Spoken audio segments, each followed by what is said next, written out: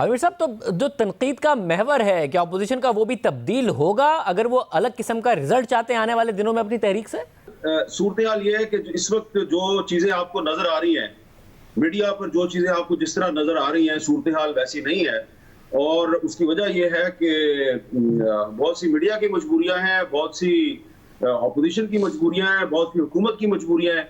तो आप ये देखें ना कि ये अगर हुकूमत जो है वो इतनी पुरएतमाद है और उसको कोई प्रॉब्लम नहीं है, तो फिर इस हुकूमत ने जाके पूरी की पूरी हुकूमत ने जाके तो चौधरी परवेज भाई साहब के सामने इतना बड़ा सरेंडर क्यों किया है? उसको तो इमरान खान साहब ने वो 1.5 साल तक उनकी और चौधरी साहब की तो बातचीत ही नहीं थी।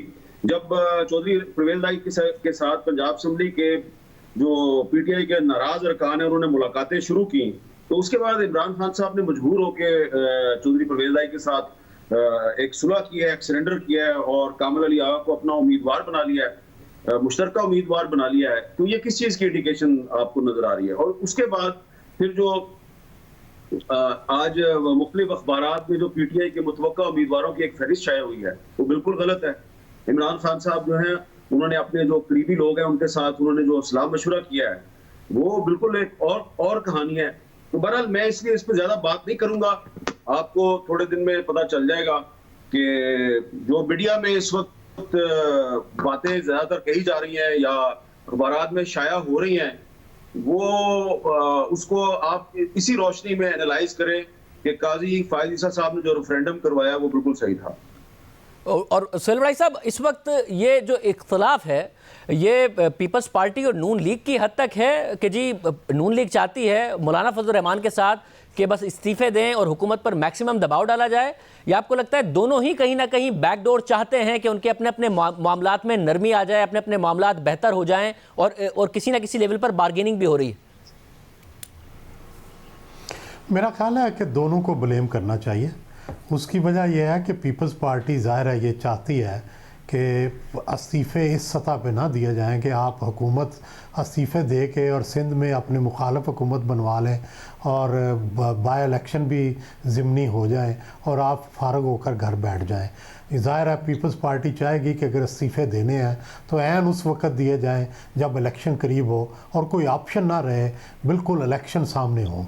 जब पीपल्स पार्टी इस्तीफ़े दे तो हुकूमत गिर जाए और उसके बाद इलेक्शन हो। ज़ाहिर है उससे पहले पीपल्स पार्टी कभी भी इस्तीफ़े नहीं देगी। और दूसरी तरफ नून लीग ये समझती है कि शायद इस्तीफ़े वो कारगर हरबा है जिनकी वजह से हुकूमत गिर जाएगी। तो ये बेसिकली स्ट्रेटजी का इख्तलाफ है। जबकि जरदारी साहब और अब बिलावल का भी ये ख्याल है कि नहीं, हमें पहले हुकूमत को तहरीक अदम-ए-एतमाद पहले पंजाब में लानी चाहिए और चौधरियों से बातचीत करनी चाहिए, लॉबी करना चाहिए और इस दौरान हमें एस्टेब्लिशमेंट से भी बातचीत करनी चाहिए और इनके वीक जो पॉइंट्स हैं उनको एक्सप्लॉइट करना चाहिए और साथ ही साथ बाहर भी जो मूवमेंट है वो चलानी चाहिए। तो लॉजिकली तो ये बात जो है वो ज़्यादा सही लगती है। अगर आप इस्तीफ़े दे दें बग़ैर किसी वे आउट के, बग़ैर आपकी कोई बातचीत हुई हो और आप उसके बग़ैर लॉन्ग मार्च कर लें तो ज़ाहिर है वो लॉन्ग मार्च फिर वो उस तरह से कामयाब नहीं होगा कि अगर आपकी और आगे स्ट्रेटजी नहीं है। तो सबसे पहले तो आगे की स्ट्रेटजी बनानी ज़रूरी है और वो जब तक आपके कोई राब्ते ना हो, आपके पास कोई ऐसी गारंटीज़ ना हो कि आप अगर लॉन्ग मार्च करेंगे तो उसके बाद ये हो जाएगा, उस वक़्त उस लॉन्ग मार्च का भी फ़ायदा नहीं है और उस वक़्त तक उन इस्तीफ़ों का भी फ़ायदा नहीं है। फौजी साहब, ये बड़ी अहम बात की है सोहेल भाई साहब ने कि पीपल्स पार्टी के पास एक हुकूमत थी लूज़ करने के लिए, तो क्या जिम्मेदारी नून लीग की थी कि वो माहौल बनाते कि जिसमें उन्हें यकीन होता कि जी हम इस्तीफे देंगे तो उसके नतीजे में अगले इलेक्शन होंगे और हमें कुछ ज़्यादा मिलेगा? तो अकेले पीपल्स पार्टी को ब्लेम किया जाना कि जी क्योंकि इन्होंने इस्तीफे देने के लिए राज़ी नहीं हुए और सिर्फ हुकूमत छोड़ने के लिए राज़ी नहीं हुए इसलिए पीडीएम डायरेक्शन लेस है, क्या ये अनफेयर होगा? दोनों की जिम्मेदारी है? जी बिल्कुल, सोहेल वड़ाइच साहब दुरुस्त कह रहे हैं। देखिए जहाँ पे मसला हुआ है वो ये हुआ है कि पीडीएम में जाहिर बात है पीएमएलएन का एक बहुत ज़्यादा वज़न है, सबसे बड़ी जमात है। तो उस पीएमएलएन के साथ और शायद मौलाना फजल रहमान की जो अजम्पशंस थी, चंद एक अजम्पशंस थी, वो उस तरीके से जो है वो मंजर आम पे नहीं आई। मसलन पहली अजम्पशन ये थी कि लोगों में एक मूवमेंट खड़ी हो जाएगी क्योंकि महंगाई है और गवर्नेंस जो है उसका बड़ा बुरा हाल है, तो एकदम एक लोगों का सैलाब उमड़ आएगा। ये अजम्पशन जो है वो उस तरीके से दुरुस्त नहीं निकली। एक और अजम्पशन ये थी कि जब इस्टेब्लिशमेंट पे डायरेक्टली तनकीद होगी और नाम लेकर तनकीद होगी तो इस्टेब्लिशमेंट जो है वो प्रेशर में आएगी और पाकिस्तान तहरीक इंसाफ के साथ उसकी कुछ दूरियां होंगी। ये अजम्पशन भी ठीक नहीं हुई।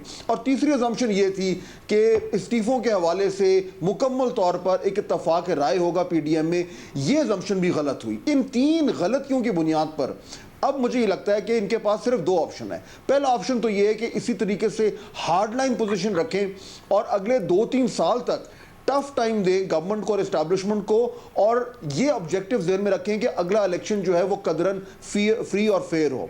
दूसरा ऑप्शन ये है कि टफ स्टांस रखें मगर एस्टैब्लिशमेंट को इंगेज करें, और इंगेज करने से वही हदफ हासिल करें कि अगला इलेक्शन है उसमें इनको ज़्यादा स्पेस मिले। मेरा ख्याल है इस वक्त हुकूमत के गिरने का इम्कान कम है, और जहाँ तक सुनने में आया है कि इस्टेब्लिशमेंट में भी इस वक्त एक ओपिनियन ये है कि हुकूमतों को अपनी 5 साल की मुद्दत जो है वो पूरी करनी चाहिए।